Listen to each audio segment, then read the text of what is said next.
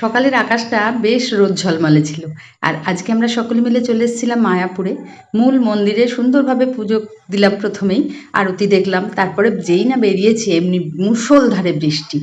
আর আমাদের মতো অনেক লোকই আটকে পড়েছে। আর যারা মন্দিরে ছিল তারা যারা বাড়ির বাইরে চটিগুলো রেখেছিল সেইগুলো জলের তোড়ে ভেসে চারিদিকে হয়ে রয়েছে। আর এখানে দেখো এক গাদা চটি ঘুরছে। দূর থেকে দেখতে পেয়ে ভাবলাম এটাও তুলে নিই। বৃষ্টি হচ্ছে, যে যেখানে পেরেছে শেডের মধ্যে একটু দাঁড়িয়েছি, কিন্তু এতটাই জোরে বৃষ্টি যে সবাই প্রায় স্নান করে গেছি। মাকে কোনো রকমের একটু বেশি সেভ করার চেষ্টা করছিলাম, কিন্তু তাও ভিজে যাচ্ছিল। আর আমরা তো ভিজে গিয়েই ছিলাম। তারপরে ভোগের ওখানে যাব।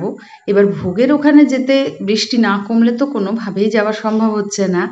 আর এদিকে আমার মেয়ে দুটো, ওরা একটু সাজুগুজু করে এসেছিল, ভেবেছিল একটু ছবি তুলবে, রিলস করবে, কিন্তু এই বৃষ্টিতে দেখো মানে পুরো স্নান করে গেছে। যাই হোক, সব থেকে আনন্দের বিষয় হলো মূল মন্দিরে আমরা খুব সুন্দরভাবে আরতি দেখলাম, পুজো দিতে পারলাম, বা অনেকক্ষণ ওখানে ছিলাম, বেশ সুন্দর লেগেছিল। আর বৃষ্টিটা এতটাই পরিমাণে হচ্ছিল, দেখো প্রত্যেকটা রাস্তা এরকম জলে ভর্তি। একটু কমতে মাকে তখন আমরা নিয়ে সবাই মিলে এলাম ভোগ প্রসাদ নেব বলে। টোকেন আমাদের আগেই কাটা ছিল।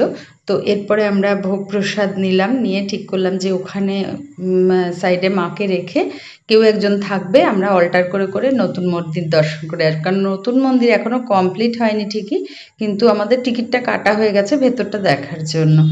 আর প্রত্যেকটা রাস্তা দেখো, ওই দিকের রাস্তাও ঠিক এইভাবে, আমাদের যতটা যাব আমরা হাঁটবো, যে রাস্তা দিয়েই যাই না কেন এই জলটা আমাদের পার করতেই হবে। তো যাই হোক, ভালোও লাগছে কিন্তু ভয়ও করছে সে না জ্বরে পড়ি।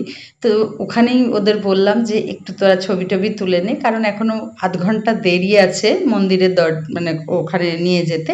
তো একটু এদিক ওদিক ঘুরলাম। আর তখন বৃষ্টিটা একটু সামান্য কমেছে। তারপরে আমরা লাইন দিতে গেলাম নতুন মন্দির দর্শন করবো বলে। এরপরে নতুন মন্দির যখন দর্শন করছি তখন দুর্দান্ত লাগছে। আর তখন ছাতা পাতা নিতে ইচ্ছা করছে না, বৃষ্টির মধ্যেই যাচ্ছি। আর ওপর থেকে ভিউটা এত সুন্দর লাগছিল। তো ওনারা বললেন যে 2027 সম্ভবত শেষ হয়ে যাবে, কমপ্লিট হয়ে যাবে। তো ঈশ্বরের ইচ্ছা থাকলে নিশ্চয়ই কমপ্লিট মন্দিরও দর্শন করব আর কি। তো ভীষণ সুন্দর কাজ, ভেতরে এত অপূর্ব কাজ হচ্ছে। তারপরে একটু সময় নিয়ে আমরা অল্প সময়ের জন্য বেরিয়েছিলাম। মানায়ের অনেক দিনের ইচ্ছা ছিল গোপী ড্রেস কিনবে, ও দুটো গোপী ড্রেস কিনলো, কিনে তারপরে আমরা বাড়ি চলে